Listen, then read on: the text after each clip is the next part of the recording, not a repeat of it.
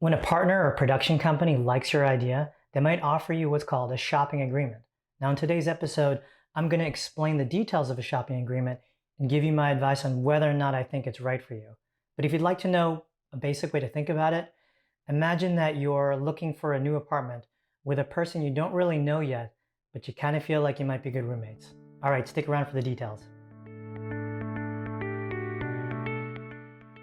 Hey there, welcome back to Surviving Animation, your guide to making it in the business of cartoons.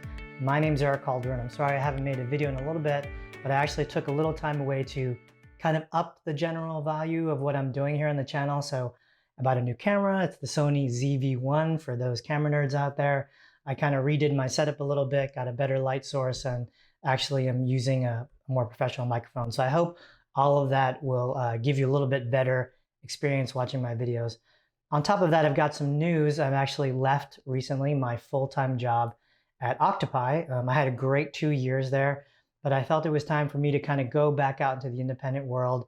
I've actually just signed a consulting deal with a really great company called Falcons Creative Group. So I'll be working with them on adapting this incredible theme park in Mallorca, Spain into a TV series. It's actually a theme park called Kathmandu. So that should be fun. But I'm also doing some consulting work. I'm looking at some writing jobs. And in addition, I'm now focusing a little bit more on my educational efforts, which is, of course, here at Surviving Animation, and also doing some speaking arrangements and some keynotes, which is pretty fun. So I just did one recently. I've got a couple more coming up. So I think, and I hope that I'll be doing a lot more public speaking to spread the word about surviving animation in the business of cartoons. So, okay, let's get back to today's subject, which is shopping agreements. And I'll begin with what it basically is. So a shopping agreement in the basic sense is actually an arrangement with a party or a partner whereby you both agree to go out and look for deals or opportunities together. And whatever deal or opportunity that you or your partner find, you both have to agree that it's a good situation, and you have to agree that your part of the deal is good enough for you that you're willing to sign. So in a way, it creates a chance for a kind of an open opportunity for both or 3 or 4 partners, whoever signs the shopping agreement together, to go out there and try to find deals, whether they be financial deals or distribution deals or opportunities, and then kind of bring it back to the other partners and say, hey, what do you think? Now, the catch here is that when you do a shopping agreement, your individual deals are not negotiated. So let's say you have a partner and you get a deal at Netflix, but Netflix then has to negotiate with you and your partner separately for what your fees are, what your terms are, what your title is, etc. So if I have a shopping agreement and me and a friend, go to Netflix and they give us a deal, but they only offer me $1 and they offer my partner 10,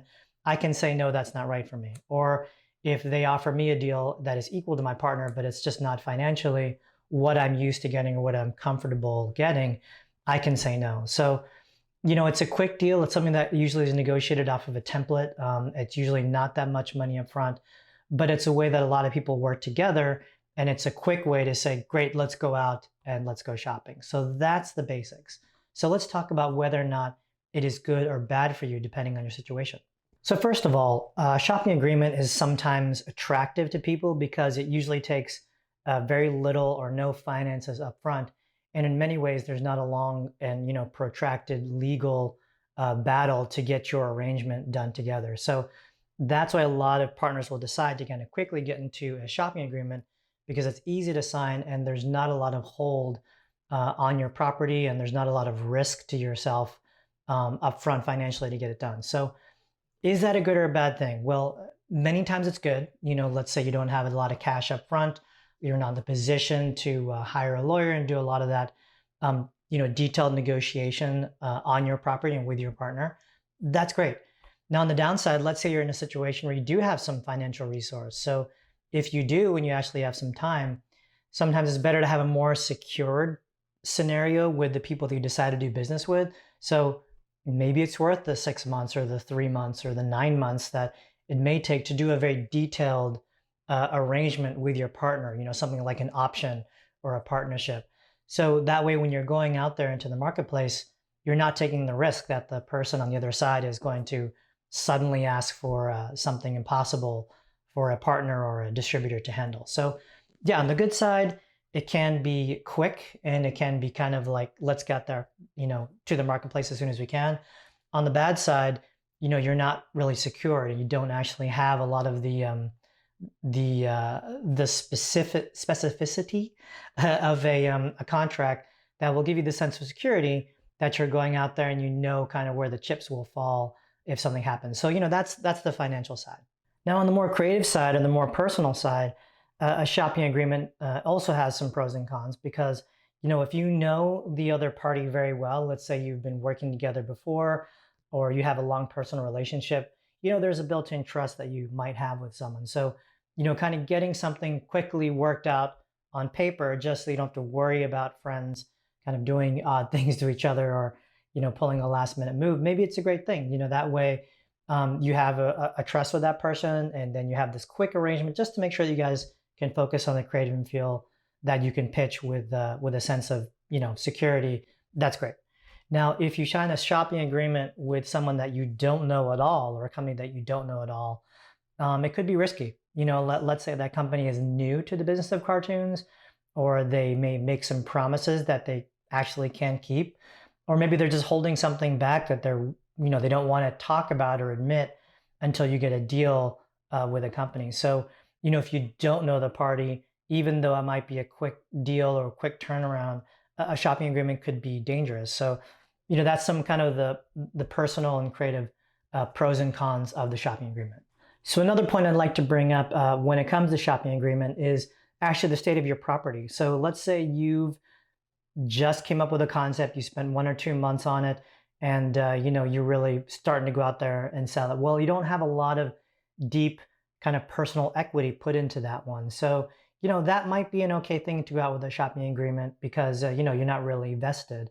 On the other side, let's say you're working on a personal project or a comic that you spent 3 or 4 years on, or a screenplay, you just might not feel secure enough to want to lock it down with another party. So on the other side, if you have a long property or a long history with your own personal property, maybe you want to do a shopping agreement because you're like, what, I'll just try this partner out for 6 months, or I'll try this partner out for 1 year. And, I don't want to promise anything. And also, I'm not really sure if the deal that I get is going to be good for me. So again, you can kind of go out with a shopping agreement quickly.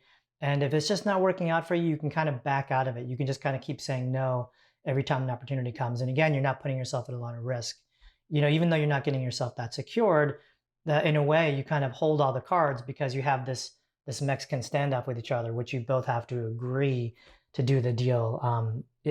Just regardless of what comes in, you have to both say that it's okay in order to be able to sign anything. So that's some of the nuance of it related to your property.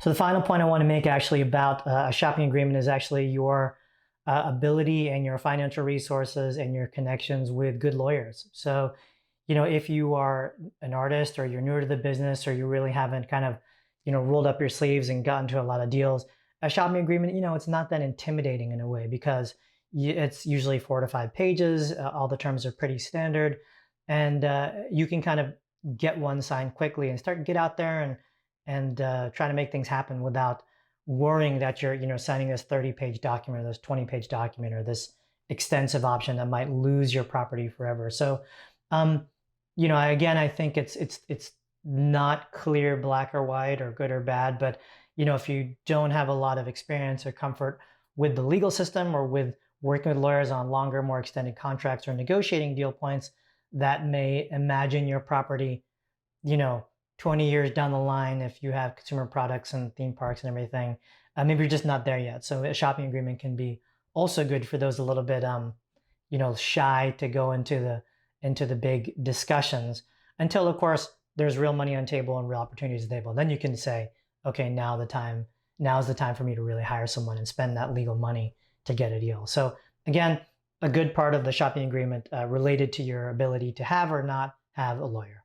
Okay, so I'm ending this video with a little bit of ambiguity. I think some of the advice that I've given and some of the points I've made point to a conclusion that I think that a shopping agreement is not clearly a good or bad thing. It's a quick thing. It's a kind of an easy thing in a way, but it has its contextual circumstances. And I hope that you can watch this video and kind of apply that to your specific situation and then say, oh, maybe a shopping agreement is really good for me, or you know what, I might as well just go for an option and go for a more comprehensive partnership. But either way, I hope that was helpful for you. And again, thanks everyone for watching. I'll try to put out a little more content a little more frequently. I know this one is a little bit dry, but I wanted to kind of get back to some of the basics of adding value to people who are watching this channel. So I hope you enjoyed that one. See you in the next one.